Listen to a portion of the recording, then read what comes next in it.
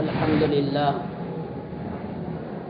لله نحمده ونستعينه ونستغفره ونؤمن به ونتوكل عليه ونعوذ بالله من شرور أنفسنا ومن سيئات أعمالنا ونعوذ بالله من شرور أنفسنا ومن سيئات أعمالنا من يهده الله فلا مضل له ومن يضلله فلا هادي له ونشهد أن لا إله إلا الله وحده لا شريك له ونشهد أن سيدنا ومولانا محمدا عبده ورسوله صلى الله تعالى عليه وعلى آله وأصحابه وبارك وسلم تسليما كثيرا كثيرا أما بعد قال الله تبارك وتعالى أعوذ بالله من الشيطان الرجيم بسم الله الرحمن الرحيم يا أيها الذين آمنوا قوا أنفسكم وأهليكم نارا وقودها الناس والحجارة عليها ملائكة غلاظ شداد لا يعصون الله ما أمرهم ويفعلون ما يؤمرون وقال النبي صلى الله عليه وسلم خيركم من تعلم القرآن وعلمه صدق الله العظيم وصدق نبيه الكريم ونحن على ذلك لمن الشاهدين والشاكرين والحمد لله رب العالمين. قابل احترام میرے بزرگوں، بھائیوں اور عزیز طلبہ، اللہ جل شانہ عمن والہ کا بے حد احسان اور کرم ہوا کہ اس نے ہمیں ایک عظیم نسبت پر یہاں جمع ہونے کی توفیق عطا فرمائی. اللہ ہمارے اس کہنے کو اور بیٹھنے کو اور سننے کو قبول فرمائے اور اس مجلس کو اللہ رب العزت مثمر خیر و برکات بنائے.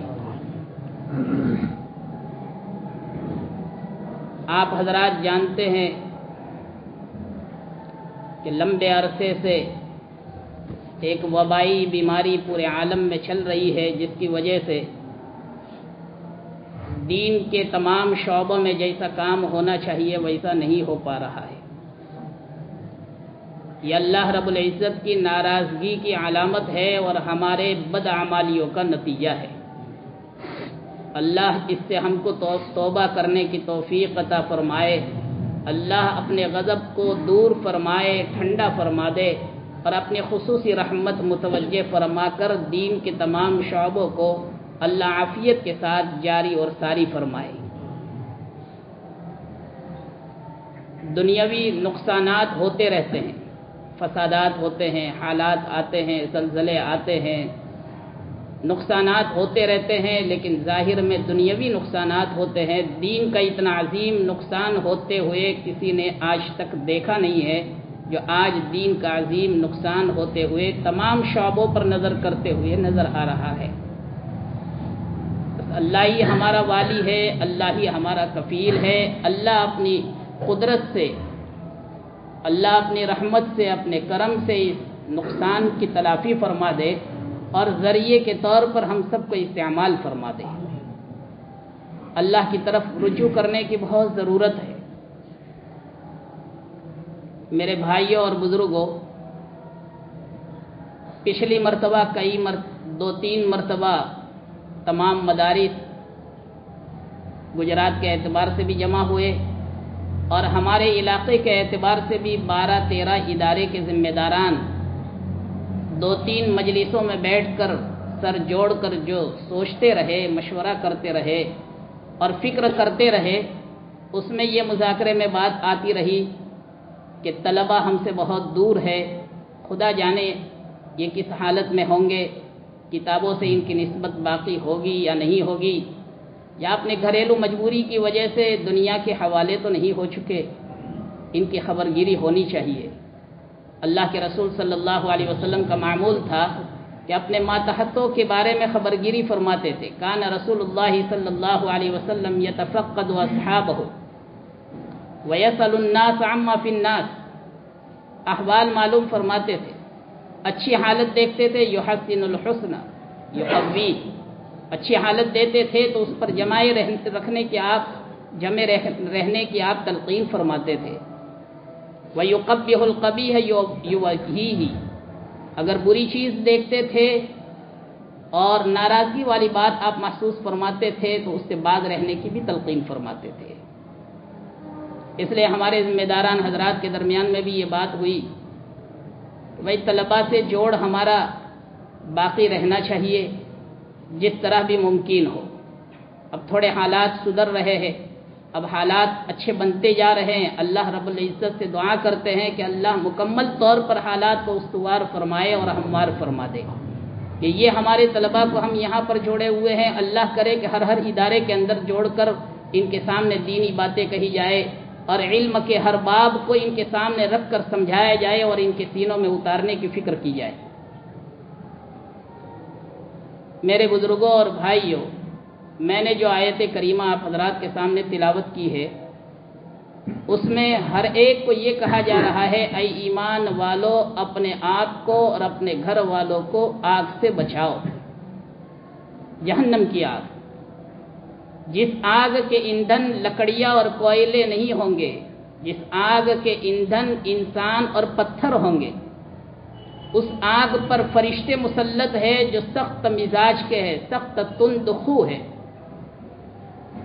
وہ اللہ کے حکم سے سرتابی نہیں کرتے، وہ اللہ کے حکم کی نافرمانی نہیں کرتے ہیں، جس کام کا اللہ نے ان کو حکم دیا ہے وہ کام کریں گے۔ اس آیت کریمہ سے یہ سمجھایا جا رہا ہے کہ دیکھیے ہمیں اپنی بھی فکر کرنا ہے، اپنی اولاد اور اپنے بچوں کی بھی فکر کرنا ہے۔ بہت سے حضرات ایسے ہوتے ہیں جو الحمدللہ ثم الحمدللہ اپنی ذات کی فکر کرتے ہیں، خود نمازی بھی ہے، روزے دار بھی ہے، زکوٰۃ بھی دیتے ہیں، حج فرض ہوتا ہے تو حج کی ادائیگی کی بھی فکر کرتے ہیں، لیکن اپنے اولاد کی فکر کے بارے میں غفلت برتی جاتی ہے، جس کا نتیجہ یہ ہوتا ہے کہ ایک کا رخ مشرق کی طرف تو دوسرے کا رخ مغرب کی طرف، مزاج بھی میل نہیں کھا رہا ہے۔ تھوڑی عمر گزر جانے کے بعد تو ایک بات کہی جا رہی ہے تو بات سننے کے لیے تیار نہیں، اتنا ہی نہیں بلکہ اوپر سے ایسا جواب ملتا ہے کہ جس سے دل کو ٹھیس پہنچتی ہے اور آدمی افسوس کرتا ہے۔ ماحول گھر کا اچھا ہوگا اور اچھی تربیت کریں گے تو بڑے ہو کر یہ ہمارے لیے آنکھوں کی ٹھنڈک بنے گا، نہیں تو خون کے آنسو رلانے کا یہ ذریعہ بنے گا۔ ہماری زندگی میں نماز ہوگی لیکن اس کی زندگی میں نماز نہیں ہوگی، چاہے وہ عالم اور حافظ بن چکا ہوگا۔ حضرت مولانا سلیم صاحب دھورات دامت برکاتہم انگلینڈ میں فرماتے ہیں کہ میرا ایک شہر لندن میں جانا ہوا، وہ لیسٹر میں رہتے ہیں، لندن میں میرا جانا ہوا، جس صاحب کے یہاں میں ٹھہرا وہ صاحب نے مجھے چائے پلائی، برتن واپس رکھنے کے لیے گئے، جیسے ہی رکھ کر واپس آئے دھاڑے مار کر میرے سامنے رونے لگے اور کہنے لگے کہ مولانا میں یہ خیال کر رہا تھا، وہاں سلیم صاحب فرماتے ہیں ان کے رونے سے میرے دل میں یہ خیال آیا کہ شاید کوئی حادثہ ہو چکا، شاید کسی عزیز کا انتقال ہو گیا، اس طرح بے تحاشا میرے سامنے رونے لگے، واقعی دردمند تھے، فکر مند تھے، اس لیے ان کا رونا بھی اس طرح کا تھا۔ میرے سامنے کہنے لگے کہ مولانا میرا بچہ فارغ ہو گیا، عالم ہو گیا، میرا دل کڑتا ہے کہ اللہ کا شکر ہے میں نمازی ہوں، ایک نماز بھی میری قضا نہیں ہوتی ہے لیکن میرا بچہ نماز نہیں پڑھتا ہے۔ غلطی یہ ہوئی کہ بچپن سے جب 7 سال کی عمر پر حکم ہے کہ اپنے اولاد کو نماز کا حکم دو اور 10 سال کی عمر پر تنبیہ کرو نماز نہ پڑھنے پر، وہ وقت بیت چکا تھا، اس لیے موڑ کر اس کو ترتیب پر لانا بہت مشکل ہو چکا تھا۔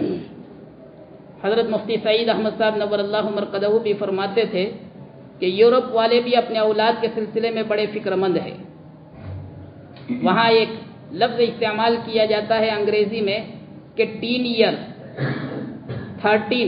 13 سے لے کر 19 تک، 19 سال تک، 13 سال کی عمر سے لے کر 19 سال کی عمر تک بچہ زیر تربیت رہنا چاہیے۔ اور بچے کے سامنے ہماری نگاہ مکمل طور پر رہنی چاہیے، اس کے حرکات و سکنات پر، اس کی نقل و حرکت پر، اس کے اٹھنے بیٹھنے پر، اس کی دوستی، اس کا اٹھنا بیٹھنا کس کے ساتھ ہے، ہمارے ساتھ سائے کی طرح سے چلنا چاہیے۔ جس نے ان سالوں کو سنوار لیا بچے کے حق میں، پھر وہ اپنے بچے کو اگر دنیا کے گوشے اور کونے میں بھی بھیج دیں گے، وہ بچہ ہمارا ہے۔ اور اگر ان سالوں کو قیمتی نہیں بنایا اور ہماری فرمانبرداری میں داخل نہیں کیا، وہ تو دنیا کے لیے جیتے ہیں۔ یورپ والے وہ دنیا کے خاطر تربیت کرتے ہیں اور اپنی فرمانبرداری میں لانے کی محنت کرتے ہیں۔ ان کا بھی یہ خیال ہے کہ 19 سال تک میں اگر اپنی فرمانبرداری میں ماں باپ نے داخل نہیں کیا تو پھر تو ماتم کرتے رہو، پھر اپنے اولاد کے بارے میں کوئی اچھی امید رکھنا بیکار ہے۔ وہ لوگ بھی اس بات کو محسوس کرتے ہیں۔ قرآن بھی حکم دے رہا ہے اپنی اولاد کی فکر کرتے رہو، حدیث حکم فرما رہی ہے کلکم راع وکلکم مسئول عن رعیتہ، ہمیں ہمارے ماتحتوں کے بارے میں سوال کیا جائے گا کہ کیا فکر کی۔ اتنا کافی نہیں ہے کہ ہم نے نماز پڑھ لی جنت مل جائے گی، ساتھ میں یہ بھی سوال ہوگا کہ تم نے اپنے اولاد کی تربیت کی کیا فکر کی۔ بہت سے لوگ یہ جواب دے دیتے ہیں کہ ہم نے تو ہماری اولاد کو بہت سمجھایا لیکن نہ مانے تو کیا کرے، اور پھر دلیل کے طور پر یہ پیش کرتے ہیں کہ حضرت نوح علیہ السلام نے اپنے بیٹے کو نبی ہو کر سمجھایا، پھر بھی وہ کافر رہا۔ تو ہمارے اکابر اس طرح سے ان کو سمجھاتے ہیں کہ دیکھیے قرآن نے یہ کہا ہے اپنے آپ کو اور اپنے اولاد کو آگ سے بچاؤ، جہنم کی آگ سے بچاؤ، نارن کا لفظ استعمال کیا ہے۔ کیا دنیا میں کوئی باپ اس کا بیٹا خودکشی کرنے کے لیے سلگتی ہوئی جلتی ہوئی آگ میں کودنے کے لیے تیار ہو رہا ہو اور دوڑ رہا ہو، کیا اس وقت میں باپ صرف سمجھانے پر کفایت کرتا ہے یا اپنے ہاتھ سے کسی اور کے ذریعے سے بھی اس کو کھینچ کر واپس لانے کی محنت کرتا ہے؟ ظاہر بات ہے کہ صرف سمجھانے پر اکتفا نہیں کرتا ہے، ہر ممکن کوشش کرتا ہے کسی بھی طریقے سے یہ دنیا کی تکلیف سے بچ جائے۔ کیا اسی طریقے سے آخرت کی آگ سے بچانے کے لیے ہم اپنی اولاد کے لیے تڑپتے ہیں اور اپنے ذریعے سے، اپنی بیوی کے ذریعے سے، اپنے بھائیوں کے ذریعے سے، اپنے رشتہ داروں کے ذریعے سے، اپنے گاؤں کے علماء کے ذریعے سے، ان کے استاد کے ذریعے سے اپنے بچے کو واپس لانے کی اور صحیح راہ پر لانے کی محنت کرتے ہیں؟ حضرت نوح علیہ السلام نے تو 900 سال تک اپنے بیٹے کو سمجھایا ہے۔ کیا اتنی لمبی مدت تک ہم نے اپنے بیٹے کو سمجھایا؟ پھر کیسے ہم مطمئن ہو سکتے ہیں؟ کیسے ہم اللہ کے سامنے اتنا کہہ کر بری ہو سکتے ہیں کہ ہم نے تو ہمارے بیٹے کو سمجھا دیا تھا؟ پھر ہماری پکڑ کیوں؟ آج دنیا میں اولاد کی تربیت کے سلسلے میں بہت بے توجہی برتی جاتی ہے۔ باپ اب الگ دنیا میں رہتا ہے، اولاد کس دنیا میں بھٹک رہی ہے، اولاد کس دنیا میں سرگردہ ہے، کس کے ساتھ گھوم رہی ہے، کوئی احساس نہیں۔ مدرسے میں پڑھنے کے لیے مکتب میں جاتا ہے تو یہ بھی معلوم نہیں ہوتا کہ میرا بچہ افضل القواعد پڑھ رہا ہے یا پارے عام پڑھ رہا ہے، کس استاد کے پاس پڑھ رہا ہے، اس استاد سے بھی میں پوچھوں۔ تربیت کی اگر فکر ہوتی تو ہر ممکن کوشش کرتا، اس لائن کی بھی معلومات ہوتی، بچہ چوراہے پر جا کر کس کے ساتھ جا رہا ہے، کس کے ساتھ گھوم رہا ہے، اس کے ساتھ چلنے پھرنے والا بچہ کیسا ہے، اس کا بیک گراؤنڈ ہم دیکھتے تو معلوم ہوتا اور اطمینان ہوتا کہ الحمدللہ میرا بچہ ضائع نہیں ہوگا۔ حضرت مولانا یحییٰ صاحب نور اللہ مرقدہ، جو حضرت شیخ الحدیث مولانا زکریا صاحب رحمۃ اللہ علیہ کے والد محترم تھے، وہ فرماتے تھے دوستی کا روگ ناش کر دیتا ہے۔ کوئی بچہ اگر برباد ہوا ہے تو غلط دوستی کی وجہ سے، ذہین سے ذہین ترین بچہ ہو، سمجھدار اچھا بچہ ہو، لیکن غلط دوستی کی وجہ سے وہ ہاتھوں میں نہیں رہا، اور کمزور بچہ ہو، کند ذہن بچہ ہو، غلط بھی اگر بچہ ہے لیکن صحبت اچھی مل گئی اس کو، آج نہیں تو کل اللہ اس سے کام لیتے۔ یہ حضرت مولانا یحییٰ صاحب نور اللہ مرقدہ فرماتے تھے۔ اس لیے میرے بھائی اور بزرگوں، ہمیں ہماری اولاد کے سلسلے میں کبھی بھی مطمئن نہیں ہونا چاہیے۔ آج دنیاوی تعلیم کا بول بالا ہے، دنیاوی تعلیم کا بحران ہے، اس کی صدائیں لگائی جا رہی ہے، آواز لگائی جا رہی ہے، لیکن تربیت ندارت، جس کی وجہ سے بچے اپنے ہاتھوں سے نکل رہے ہیں اور ماں باپ ہے تو خوش ہو رہے ہیں کہ الحمدللہ میں نے میرے بچے کا کیریئر معاشرے کے اندر اچھے سے اچھا بنا لیا۔ جب پوچھا جاتا ہے کہ نمازی ہے تو کہتے ہیں بس تھوڑا سا بے دین ہے۔ ایسے ہی لوگوں کے بارے میں، ایسے ہی والدین کو حضرت مفتی شفیع صاحب رحمۃ اللہ علیہ فرماتے تھے کہ تھوڑے سے بے دین ہونے کو معمولی سمجھتے ہو۔ یہ تو ایسا ہے جیسے ایک شخص مر چکا گھر کے اندر، گھر والوں نے ڈاکٹر کو بلایا، ڈاکٹر صاحب نے دیکھ کر یہ کہا کہ سر کے بال سے لے کر پاؤں کے ناخن تک بالکل ٹھیک ٹھاک ہے، بس تھوڑی سی روح نکل گئی ہے، بس روح نکل گئی ہے۔ کیا اس کو کوئی معمولی سمجھتا ہے؟ اس وقت رونا دھونا شروع ہو جاتا ہے، تو معمولی سے بے دین بچے کے ہونے پر کیوں رونا دھونا شروع نہیں ہوتا ہے؟ کیوں اللہ کے سامنے آنکھوں سے آنسو نہیں بہتے ہیں کہ اے اللہ تو ہی تربیت کر سکتا ہے میرے بچے کی، میرے بچے کو تو ہی فرمانبردار بنا سکتا ہے، تیرا بھی فرمانبردار بنا دے، میرے حبیب صلی اللہ علیہ وسلم تیرے لاڈلے نبی کا بھی فرمانبردار بنا دے اور میرا بھی فرمانبردار بنا دے۔ کیوں اللہ کے سامنے آنسو نہیں بہاتے ہیں؟ وہاں تو ہر چیز ملتی ہے۔ انبیاء بھی اپنے اولاد کے بارے میں معمول نہیں رہے، ہمیشہ تربیت کی فکر کرتے رہے، ہمیشہ اپنے اولاد کو سمجھاتے رہے، جیسا کہ قرآن میں مذکور ہے۔ حضرت اسماعیل علیہ السلام کان یأمر اہلہ بالصلاۃ والزکاۃ، اپنے گھر والوں کو نماز کا حکم دیتے رہتے تھے، زکوٰۃ کا حکم دیتے تھے۔ آج بھی ماشاءاللہ جو حضرات دیندار ہے، جب کئی سفر میں جاتے ہیں ہم دیکھتے ہیں کہ اپنے گھر فون کرتے ہیں، فون کرنے میں خیریت پوچھنے کے بعد پہلا سوال یہ ہوتا ہے گھر میں تعلیم ہوئی، فلاں بچی نے نماز پڑھ لی۔ یہ ہے اصل مزاج اسلامی۔ ایک مسلمان کا مزاج یہ ہونا چاہیے کہ سفر میں ہو، حضر میں ہو، ہم ہماری اولاد کو اپنے ساتھ جوڑے رکھے، ہم اپنے اولاد کو سینے سے ہٹنے نہ دے، صرف محبت کے اعتبار سے ہی نہیں، تربیت کے اعتبار سے ان کی پوچھ گچھ کرتے رہے۔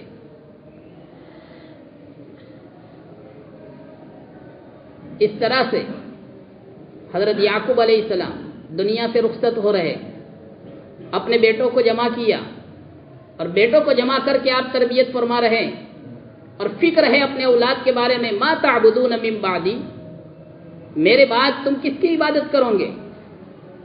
کیا حضرت یعقوب علیہ السلام نبی ہے، اولاد میں نبی ہے، پھر بھی اپنی اولاد کے سلسلے میں ایک نبی کو فکر ہو رہی ہے؟ ہمیں اپنے اولاد کے بارے میں فکر نہیں ہوگی کہ آئے دن حالات بدلتے جا رہے ہیں، ہماری گودوں میں پلنے والی بچی کل جا کر کس سے نکاح کر لے گی؟ تربیت کی کیا ضرورت نہیں سمجھتے ہیں، اور کہنے کی اور تاکید کے ساتھ وصیت کرنے کی بھی ضرورت نہیں سمجھتے ہیں۔ یہاں حضرت یعقوب علیہ السلام جیسے نبی، جلیل القدر نبی، اپنے اولاد سے پوچھ رہے ہیں میرے مرنے کے بعد توحید پر رہوں گے یا نہیں رہوں گے، کس کی عبادت کروں گے؟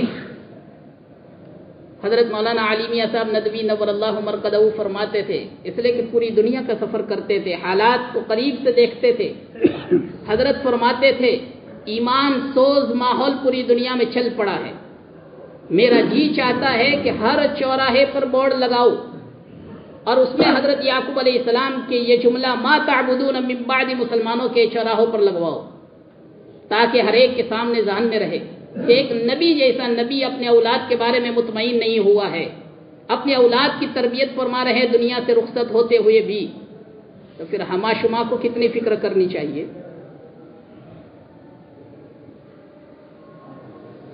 اللہ کا شکر ہے، الحمدللہ ثم الحمدللہ، ہمارے علاقے میں ماحول بڑی قوت رکھتا ہے، بڑی قوت رکھتا ہے، بڑی طاقت رکھتا ہے۔ کوئی نماز میں سستی بھی اگر کرنا چاہتا ہے، ماں چست ہوتی ہے، باپ چست ہوتا ہے، کسی بھی طریقے سے اٹھا کر مسجد میں لے آتا ہے۔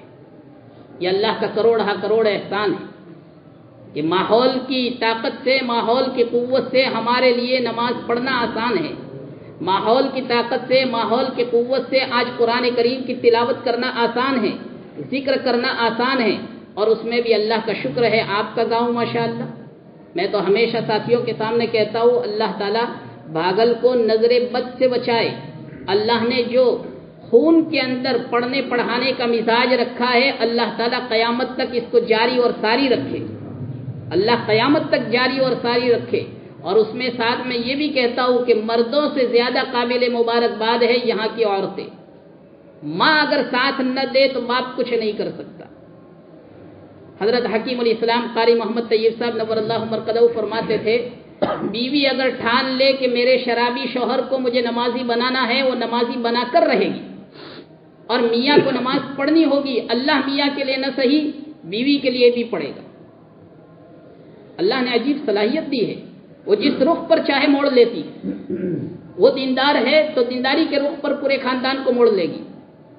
اور اگر وہ بے دین ہے عصری تعلیم کا بھوت اس کے اندر سوار ہو گیا آپ کی کچھ نہیں چل سکتی. ضرورت سے انکار نہیں ہے.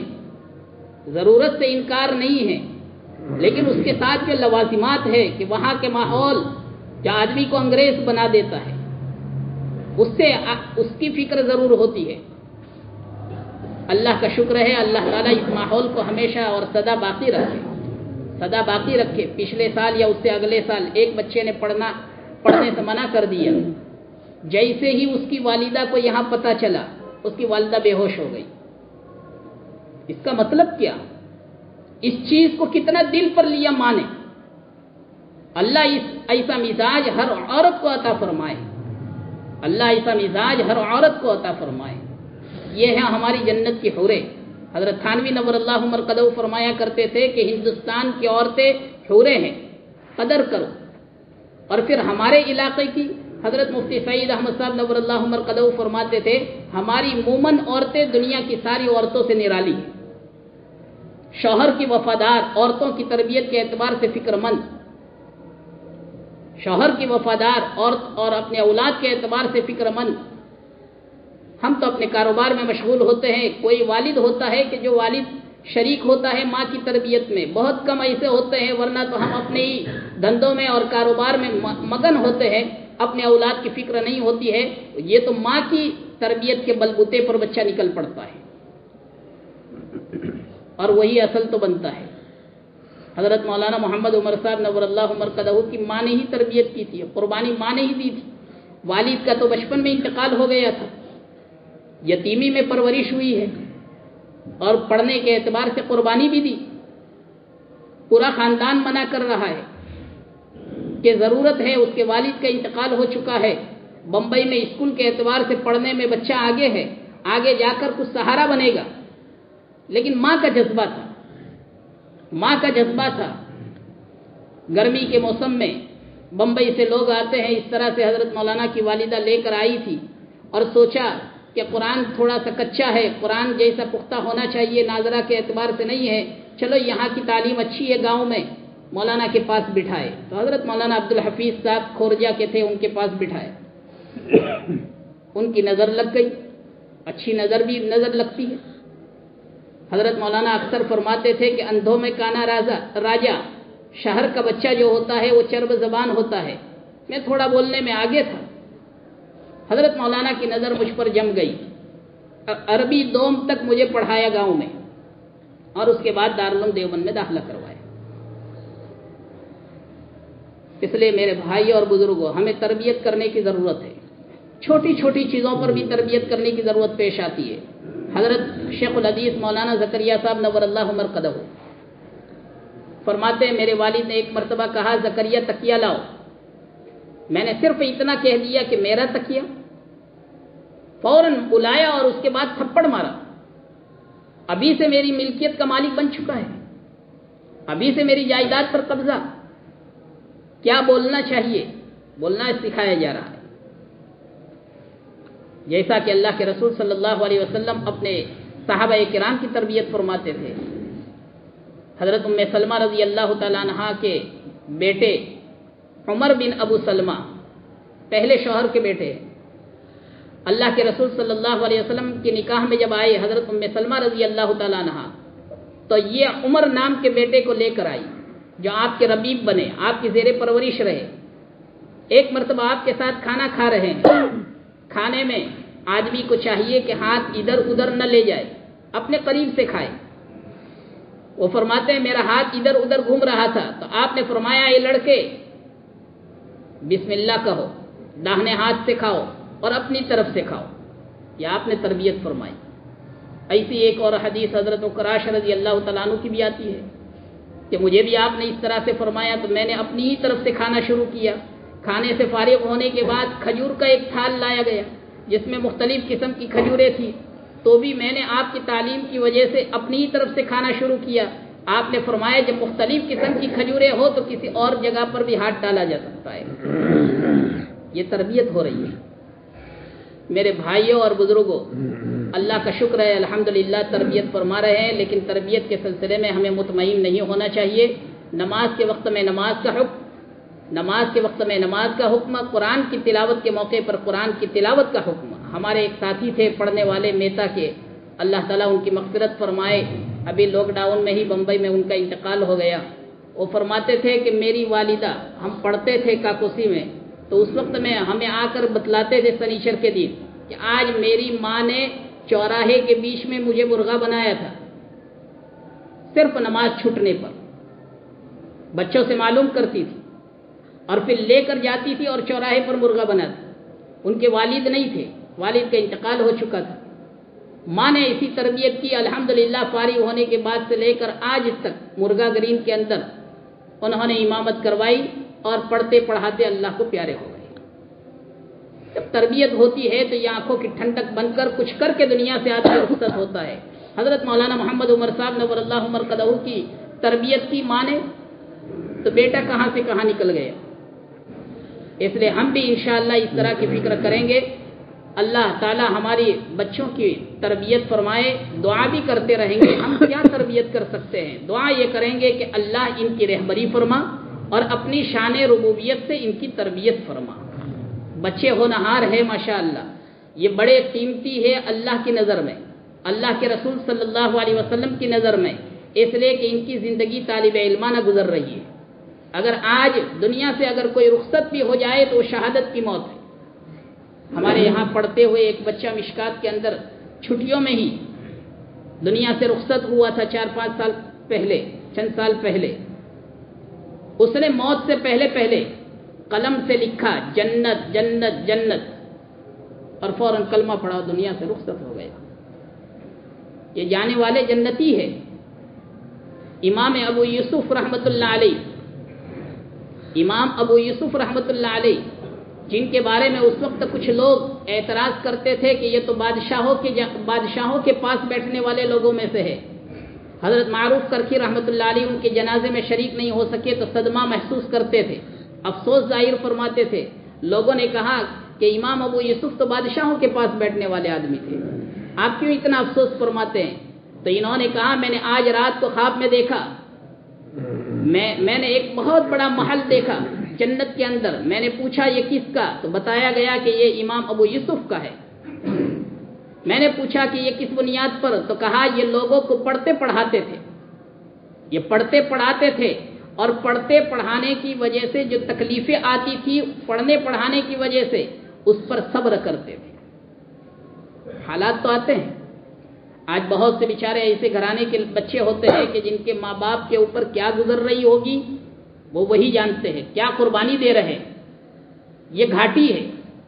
بہت سے والدین یہ سوچتے ہیں کہ ہمارے بچے کا پڑھنے کا سلسلہ ٹوٹ چکا ہے، اس لیے ہمیں ہمارے بچے کو کاروبار میں لگا دینا ہے۔ میرے بھائیو یہ فیصلہ اچھا نہیں ہے۔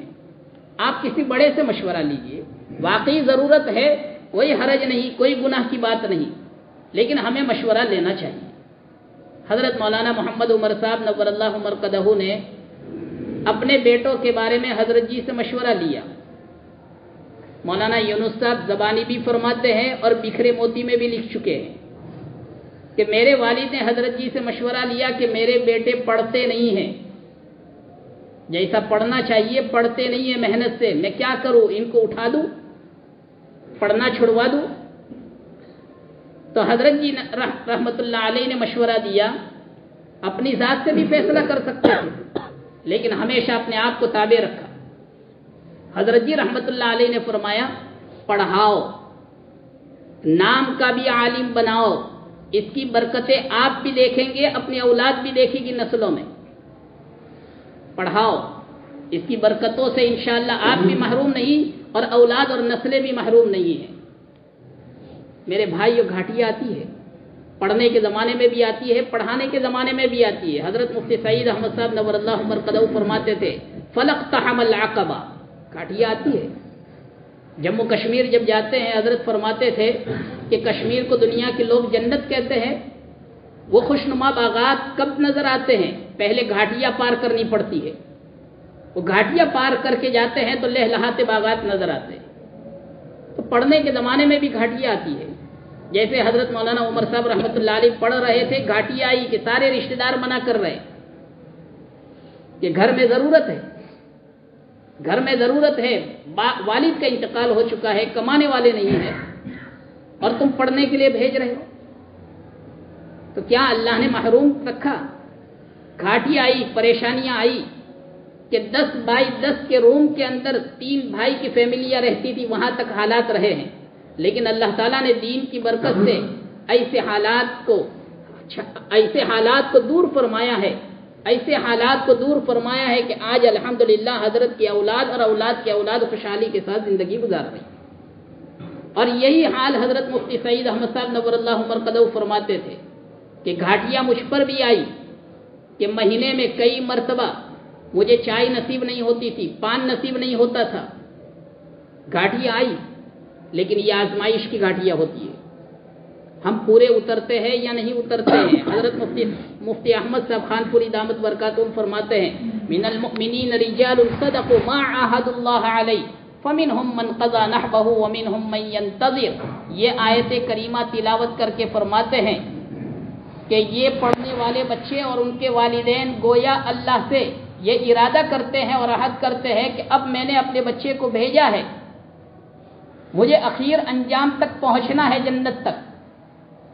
تو بعض تو الحمدللہ گھاٹی بھی پار کر کے آگے نکل جاتے ہیں اور جنت کے مستحق بن جاتے ہیں، اور بعض ادھورے میں رہ جاتے ہیں۔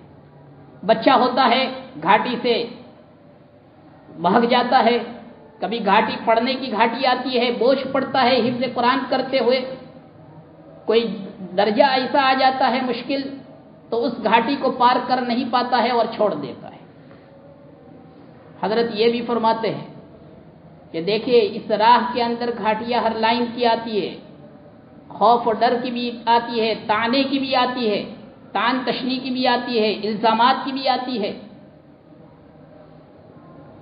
اور مثال دیتے ہیں کہ بخاری شریف کی روایت ہے کتاب المغازی میں، اللہ کے رسول صلی اللہ علیہ وسلم کے پاس حضرت علی رضی اللہ تعالیٰ عنہ نے ایک چمڑے کے اندر سونا بھیجا۔ آپ صلی اللہ علیہ وسلم نے 4 آدمیوں کے درمیان میں تقسیم کر دیا، 5ویں کو نہیں ملا۔ تو اس نے اس وقت میں یہ کہا اتق اللہ، اللہ سے ڈرو۔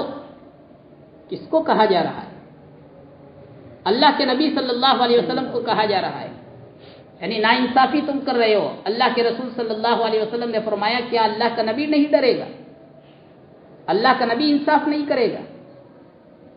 اتنی بدزبانیاں آئی ہوئی ہے کہ خود قرآن کو کہنا پڑا وَلَقَدْ نَعْلَمُ أَنَّكَ يَضِيقُ صَدْرُكَ بِمَا يَقُولُونَ۔ یہ جو بکواس کر رہے ہیں لوگ، ان کی بکواسوں کی وجہ سے آپ کا سینہ تنگ ہو رہا ہے، ہم جانتے ہیں۔ فَسَبِّحْ بِحَمْدِهِ، آپ اپنے رب کی حمد کرتے رہو، تسبیح پڑھتے رہو، وَقُم مِّنَ السَّاجِدِينَ، نماز پڑھتے رہو، اپنے کام میں لگے رہو، یہ حالات چھٹ جائیں گے انشاءاللہ۔ حالات چھٹے، لالچ بھی آئی، جیسے آج بہت سی مرتبہ ایسا ہو سکتا ہے کہ یہ موقع ہے جب بچہ کاروبار میں جاتا ہے، دنیا کی مایا لگ جاتی ہے، بچہ کہتا ہے میں تو یہ کام کرتا رہوں گا، والدین کے سامنے بھی دنیا کی چمک دمک آ سکتی ہے کہ چلو الحمدللہ میرے لیے سہارا بن چکا ہے، تو یہ لالچ کے ذریعے سے بھی آزمائش ہوتی ہے۔ جیسا کہ اللہ کے رسول صلی اللہ علیہ وسلم کے سامنے کفار مکہ نے آ کر یہ کہا ابو طالب سے کہ آپ اپنے بھتیجے سے کہو کیا چاہتے ہو تم، یہ لالچ دی جا رہی ہے، کیا چاہتے ہو تم؟ یہ چاہتے ہو کہ مالداری مل جائے، تو سارا مال و دولت تمہارے سامنے ڈھیر کر دے. تم حسین عورت سے نکاح کرنا چاہتے ہو, ہم عرب کی حسین عورت سے تمہارا نکاح کرا دے. تم سردار بننا چاہتے ہو, ہم سرداری دینے کے لیے تیار. آپ نے فرمایا ایک ہاتھ میں سورج ایک ہاتھ میں چاند دے دو, پھر بھی میں اپنے عمل سے ہٹنے والا نہیں. اس لیے میرے بھائی اور بزرگوں, آزمائشیں مختلف طرح کی آ سکتی ہے. جو اس دین کے راہ میں روڑا بن سکتی ہے, اس دین کے کام سے محرومی کا سبب بن سکتی ہے, طلباء کے اعتبار سے بھی اور والیوں کے اعتبار سے بھی. یہ ہمیں دیکھنا ہے کہ اس طرح کی گھاٹی صرف میرے ساتھ ہی نہیں آئی ہے, اس طرح کا معاملہ میرے ساتھ ہی نہیں ہوا ہے. جنہوں نے بھی دین کے لیے آگے بڑھ کر ہمت کی ہے, وَجَعَلْنَا مِنْهُمْ أَئِمَّةً يَهْدُونَ بِأَمْرِنَا لَمَّا صَبَرُوا, وہ صبر کرتے رہے, دین کا کام کرتے رہے, صبر کے ساتھ چلتے رہے. ہمیں بھی اس طرح سے انشاءاللہ چلتے رہنا ہے. اللہ کی مدد آئے گی. جیسا سادگی کے ساتھ اللہ کے رسول صلی اللہ علیہ وسلم نے زندگی گزاری ہے, ہم سادگی کے ساتھ رہیں گے, کفایت شعاری کے ساتھ چلیں گے, تو اللہ تعالی ہماری دنیا کے کام بھی اور دنیا کی ضرورتیں بھی پوری فرمائیں گے. اللہ کے رسول صلی اللہ علیہ وسلم کا بستر کیسا, آپ کی زندگی کیسی, فقر و فاقہ کے ساتھ گزری ہے. آپ کو معلوم ہے کہ 2 دن مسلسل کبھی جو کی روٹی نصیب نہیں ہوئی. 3 چاند ایسے گزر جاتے تھے کہ 2 مہینے 3 چاند نظر آ جاتے تھے. 2 مہینے گزر جاتے تھے کہ آپ کے گھر میں چولہا نہیں جلتا تھا. آج تو ایک وقت میں اگر چولہا نہ جلے تو ہماری بے صبری کا عالم بدل جاتا ہے. آپ کا بستر سونے کے لیے, ماں عائشہ صدیقہ رضی اللہ تعالیٰ عنہ فرماتی ہے کہ آپ کا بستر کوئی عمدہ نہیں تھا. ایک مرتبہ ایک انصاری عورت نے دیکھا تو عمدہ بستر بنا کر لے آئی. میں نے آپ کے لیے بچھایا تو آپ نے فرمایا ہٹاؤ اس کو. حضرت حفصہ رضی اللہ تعالیٰ عنہ فرماتی ہے کہ ایک مرتبہ میں نے جو ٹاٹ بچھایا کرتی تھی اس کو دوہرا کر کے بچھاتی تھی. ایک مرتبہ میں نے چوہرا کر دیا, ڈبل کا ڈبل کر دیا تاکہ نرم ہو جائے. صبح کے وقت میں اٹھ کر آپ نے یہ فرمایا حفصہ تم نے کیا بچھایا تھا؟ کہا وہی ٹاٹ جو ہمیشہ بچھایا جاتا ہے, البتہ ڈبل کا ڈبل چوہرا کر کے بچھایا تھا. آپ نے فرمایا اس کی نرمی نے مجھے نماز سے روک دیا, اس کی نرمی نے آج مجھے رات کو نماز سے روک دیا. آپ بالکل سادگی کے ساتھ سادہ طرز زندگی آپ اختیار فرماتے تھے. ہم بھی خوش عیشی سے اور ایسی چیزوں سے اپنے آپ کو بچانے کی انشاءاللہ کوشش کرتے رہیں گے. ابھی آج ہی میں نے پڑھا تھا, سعودی عرب کے بہت بڑے عالم شیخ محمد بن صالح حرم کے بھی امامت کرتے تھے, ایک شہر کے بھی امام تھے اور سعودیہ کے بڑے کبار علماء میں ان کا شمار تھا. شاہ خالد نے اپنے زمانے میں ان کے لیے مکان بنوایا, مکان تیار ہوا, فوراً کہہ دیا وقف للطلاب, طلباء کے لیے وقف. شاہ فہد کا زمانہ آیا, شاہ فہد نے مکان بنایا. شاہ فہد کو بھی خطرہ تھا کہ یہ مکان قبول نہیں کریں گے. انہوں نے شیخ عبدالعزیز بن باز سے سفارش کروائی کہ آپ کا حکم ہوگا تو یہ قبول کر لیں گے. حکم ہوا تو قبول فرما لیا, لیکن فقیرانہ ہی زندگی گزارتے تھے اور سنت کے اتنے دل دادا تھے, ایک ایک سنت پر عمل کرتے تھے. یا ہمارے اکابر حضرت جیسا کہ امام احمد ابن حنبل رحمۃ اللہ علیہ کے بارے میں آتا ہے کہ ایک حدیث پڑھی کہ کان رسول اللہ صلی اللہ علیہ وسلم احتجم واعطى ابا طیبہ دینارا, کہ آپ نے پشنا لگوایا اور ابو طیبہ معالج کو 1 دینار دیا. فوراً سوچا کہ میں نے اس حدیث پر عمل نہیں کیا, معالج کو بلایا, پشنا لگوایا اور سنت پر عمل کرنے کے نیت سے 1 دینار دیا. اس طرح سے یہ شیخ محمد بن صالح کے بارے میں حضرت مولانا عبدالرؤوف صاحب افغانی جو اس وقت بنوری ٹاؤن کے شیخ الحدیث ہے, حضرت مفتی سعید احمد صاحب نور اللہ مرقدہ کے مخصوص تلامذہ میں سے تھے. دارالعلوم دیوبند میں پڑھے بھی, دارالعلوم دیوبند کے استاذ بھی رہے. مولانا عبدالرؤوف صاحب فرماتے ہیں کہ شیخ محمد بن صالح سے ملاقات کے لیے میں مسجد میں گیا.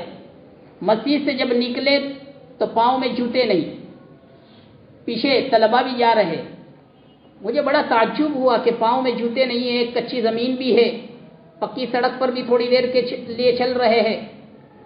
میں نے ہمت کر کے ایک طالب علم سے پوچھا تو وہ شاگرد نے یہ کہا کہ ابو داؤد شریف کی روایت ان کے سامنے ہے، اس پر عمل کرتے ہیں کہ ایک صحابی حضرت فضالہ رضی اللہ تعالیٰ عنہ، حضرت فضالہ ابن عبید رضی اللہ تعالیٰ عنہ مصر میں تھے اور ان کے بال بکھرے ہوئے تھے۔ لوگوں نے پوچھا کہ آپ کے بال بکھرے ہوئے ہیں، مصر میں آپ تو امیر سمجھے جاتے ہیں۔ تو فرمایا اللہ کے رسول صلی اللہ علیہ وسلم نے ہم صحابہ کرام کو خوش عیشی والی زندگی سے ہمیشہ روکا ہے، خوش عیشی والی زندگی سے ہمیشہ روکا ہے۔ اور ایک مرتبہ ان کو دیکھا لوگوں نے کہ جوتے کے بغیر جا رہے، تو فرمایا کہ اللہ کے رسول صلی اللہ علیہ وسلم نے ہم کو یہ حکم دیا ہے کہ کبھی کبھی وقتاً فوقتاً بغیر جوتے کے ننگے پاؤں بھی چلا کرو۔ اس لیے وہ صحابی رضی اللہ تعالیٰ عنہ عمل کرتے تھے۔ یہ شیخ محمد بن صالح بھی اب جوتوں کے بغیر چلتے ہیں اسی سنت پر عمل کرنے کی نیت سے۔ میرے بھائیوں اور بزرگوں، جیسا کہ اللہ کے رسول صلی اللہ علیہ وسلم نے سادگی کے ساتھ تواضعانہ زندگی گزاری ہے کہ آپ جو چاہتے وہ کر سکتے تھے، آپ کے لیے احد پہاڑ بھی سونا بن سکتا تھا، دنیا خوش عیشی کے ساتھ گزر سکتی تھی، لیکن پھر بھی آپ نے اسی بات کو منظور فرمایا کہ دین کا کام کرتا رہوں، اللہ کا شکر ادا کرتا رہوں، صبر سے کام لیتا رہوں۔ اور تواضع کا کیا حال تھا؟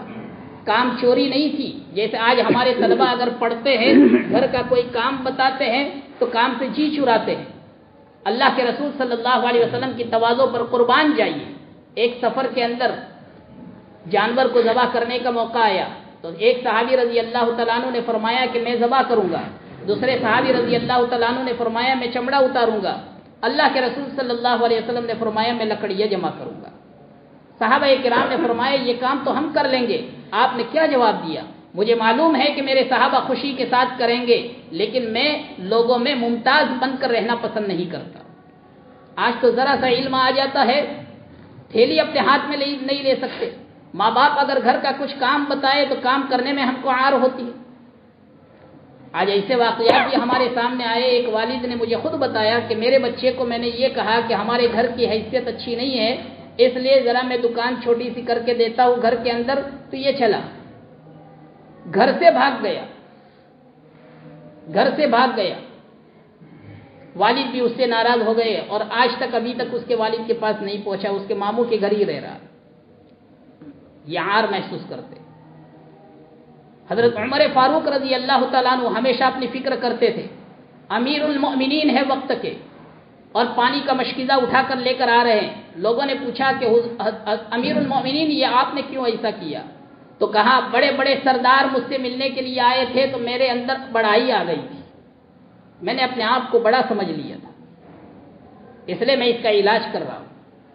تواضع ہو، سادگی کے ساتھ اگر ہم زندگی گزاریں گے تو انشاءاللہ دنیا بھی کامیاب ہے، آخرت بھی کامیاب ہے۔ اس لیے عزیز طلبہ، آپ کا مرتبہ اور درجہ اپنے آپ کا اپنا معمولی مت سمجھیے۔ حضرت صفوان رضی اللہ تعالیٰ عنہ فرماتے ہیں کہ جب میں علم سیکھنے کے لیے حضور کے دربار میں پہنچا ہوں تو آپ کے یہ الفاظ سے مرحبا بطالب العلم، کس نے مبارکبادی دی؟ کس نے مبارکبادی دی؟ حضور نے فرمایا کہ سب سے زیادہ سخی اللہ، اس کے بعد سب سے زیادہ سخی میں، اس کے بعد سب سے زیادہ سخی وہ جو علم سیکھے اور دوسروں کو سکھائے۔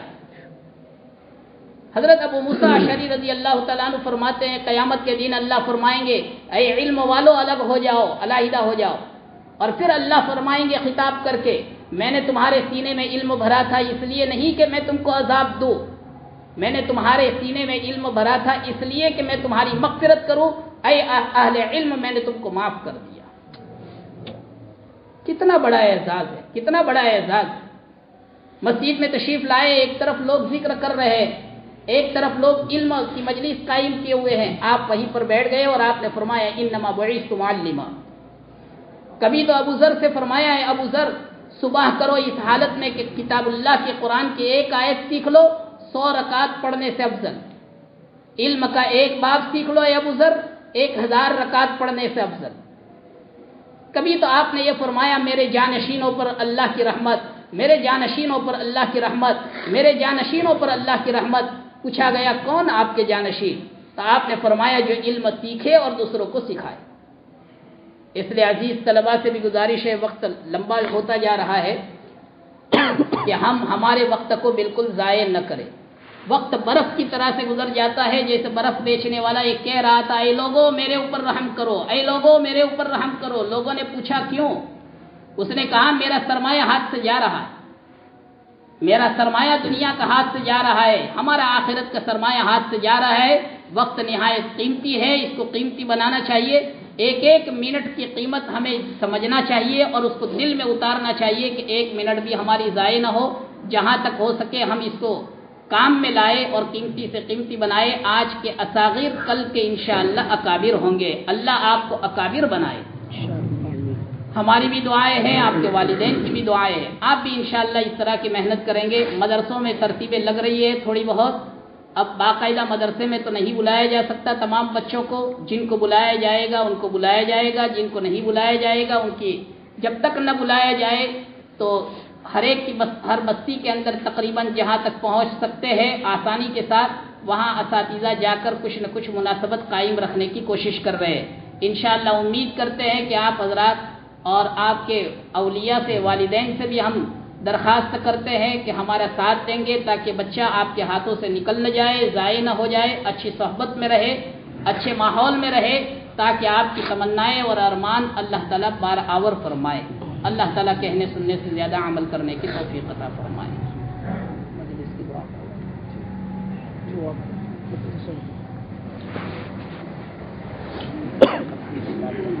اللهم صل على سيدنا مولانا محمد وبارك وسلم۔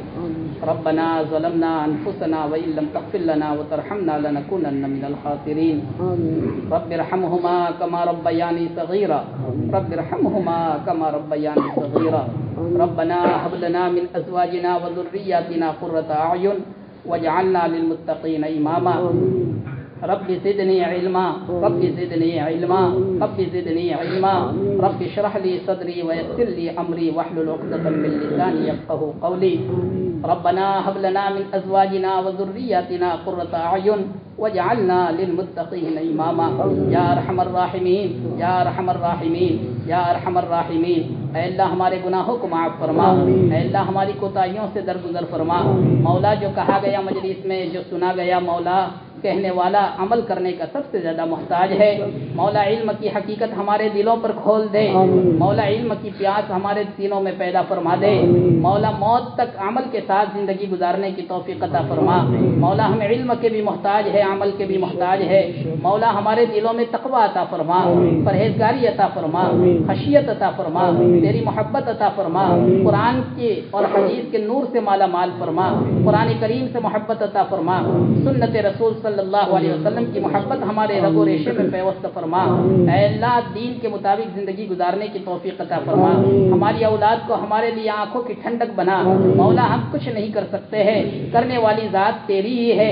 مولا اپنے فضل سے، اپنے کرم سے، اپنے رحم سے ہماری اولاد کی بہترین تربیت فرما۔ مولا ہماری اولاد کی بہترین تربیت فرما، دنیا میں آنکھوں کی ٹھنڈک بنا، آخرت میں نجات کا ذریعہ بنا، آخرت میں نجات کا ذریعہ بنا۔ مولا ان کی اور ہماری سب کی دنیا اور آخرت بہتر سے بہتر بنا دے۔ اے اللہ حضور پاک صلی اللہ علیہ وسلم نے جتنی بھی خیر کی لائن کی دعائیں مانگی اس میں حصہ نصیب فرما۔ جن شرور سے آپ نے پناہ چاہی اس سے ہم سب کی حفاظت فرما۔ ربنا تقبل منا انك انت السميع العليم وتب علينا انك انت التواب الرحيم۔ وصلى الله تعالى على خير خلقه محمد وآله وصحبه أجمعين۔ سبحان ربك رب العزة عما يصفون وسلام على المرسلين والحمد لله رب العالمين برحمته۔